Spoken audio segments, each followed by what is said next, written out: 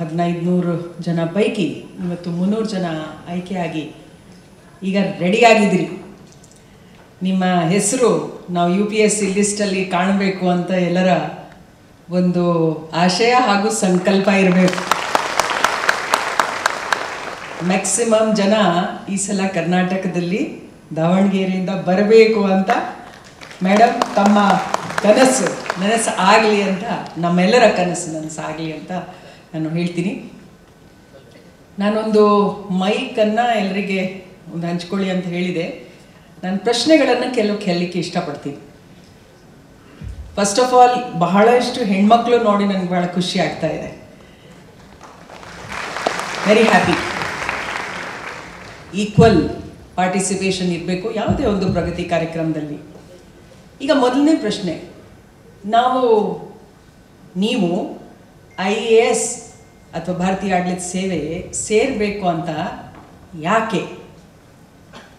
ಯಾರೊಬ್ಬರು ಉತ್ತರ ಕೊಡ್ತೀರಾ? ಏನು ನಿಮ್ಮ ಅಪೇಕ್ಷೆ ಅಥವಾ ಆಸೆ ಅಥವಾ ನಿರೀಕ್ಷೆ ಅಥವಾ ಗುರಿ? ಯಾಕೆ IAS ಸೇರಬೇಕು? ಪ್ರಶ್ನೆ ಪಟ ಉತ್ತರ ಕೊಡಬೇಕು, ಟೈಮ್ ಲಿಮಿಟ್ ಇರುತ್ತೆ. ಮೈಕ್ ಕೊಡ್ತಾರೆ, ಯಾರು ಕೈ ತೋರಿಸಿದ್ರೆ ಮೈಕ್ ಕೊಡ್ತಾರೆ, ಅಲ್ಲಿ ಕೊಡಿ. ಭಾರತೀಯ ಆಡಳಿತ ಸೇವೆಯನ್ನ ಸೇರಬೇಕು ಅಂದ್ರೆ ಯಾಕೆ? ಹೇಳಮ್ಮ. Good afternoon, ma'am. As ma'am said that if we want change, then ಇರ್ಲಿ. ಈಗ IAS ಆದರೆ ಮಾತ್ರ ಸ್ಲಮ್ ಅನ್ನ ಚೇಂಜ್ ಮಾಡಕ್ ಸಾಧ್ಯನಾ? ನೀವು MP ಆಗ್ಬಹುದು, ಸಚಿವರಾಗ್ಬಹುದು, ಶಾಸಕರಾಗ್ಬಹುದು, ಇಂಜಿನಿಯರ್ ಆಗ್ಬಹುದು, ಡಾಕ್ಟರ್ ಆಗ್ಬಹುದು, ಸ್ಲಮ್ ಚೇಂಜ್ ಮಾಡಬಹುದು. Why IAS only? Yeah, that's true. But to reach those goals, I need some steps. So first I have to climb on a first one, and then I can reach to the upper one. So IAS is the first step. For myself, it's a first one, okay. Beginning stage. Okay, what's your name? Surina Taj. Okay, let's give her a big hand.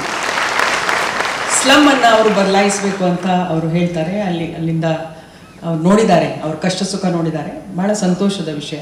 Anybody else wants to say? Yeah, ಅಲ್ಲಿ mic. ನನ್ನ ಮಗಳು ಒಂದು ಹುದ್ದೆಯಲ್ಲಿದ್ದು ಈ ಜನಸಾಮಾನ್ಯರ ಸೇವೆ ಮಾಡಬೇಕು ಅಂತ ತುಂಬಾ ದೊಡ್ಡ ಕನಸಿದೆ. ಆ ಕನಸನ್ನು ನೆರವೇರಿಸಬೇಕು. ಮೊದಲು ನನ್ನ ತಂದೆ ತಾಯಿ ಕನಸನ್ನು ಈಡೇರಿಸಬೇಕು, ಆಮೇಲೆ ಸಮಾಜದ ಒಂದು ಏಳಿಗೆಯನ್ನು ಸೃಷ್ಟಿ ಮಾಡಬೇಕು ಅಂತ ನನ್ನ ಆಸೆ ಇದೆ. Very nice. ಅವ್ರ ತಂದೆ ತಾಯಿ ಕನಸು, ನಿಮ್ಮ ಕನಸು ಇದೆಯಾ? ನನ್ನ ಕನಸು ಮೊದಲಿದೆ, ಅದ್ರ ಜೊತೆಗೆ ನನ್ನ ತಂದೆ ತಾಯಿ. ಯಾವ ವಯಸ್ಸಲ್ಲಿ ಈ ಕನಸು ಬಂತು ನಿಮ್ಗೆ? ನಾನು ವಿಜಯಪುರದಲ್ಲಿ ಸ್ಟಡಿ ಮಾಡಿರೋದು. ಒಂದು ಪಾರ್ಟಿಸಿಪೇಷನ್ಗೆ ಎಲ್ಲರೂ ಕಾಂಪಿಟೇಟರ್ ಮಾಡಿದ್ವಿ. ಅಲ್ಲಿ IAS ಮತ್ತೆ ಎಕ್ಸಾಮ್ ಅಲ್ಲಿ ಬರೆದ್ರು. ರೋಹನ್ ಅಂತ ಹೇಳಿ ಸರ್, ಬೆಳಗಾವಿ ಡಿಸ್ಟ್ರಿಕ್ಟ್ ಇಂದ ಬಂದಿರೋದು. ಆ ಸರ್ ಒಂದು ಸ್ಪೀಚ್ ನನಗೆ ಇನ್ಸ್ಪಿರೇಷನ್ ಆಗಿ ಕನ್ವರ್ಟ್ ಮಾಡ್ತು. ಚಾಣಕ್ಯ ಸೆಂಟ್ರಲ್ಲಿ ನಾನು ಸ್ಟಡಿ ಮಾಡಿದ್ದೆ. ಅಲ್ಲಿಂದ ನನಗೆ ಇನ್ಸ್ಪಿರೇಷನ್ ಸ್ಟಾರ್ಟ್ ಆಯ್ತು.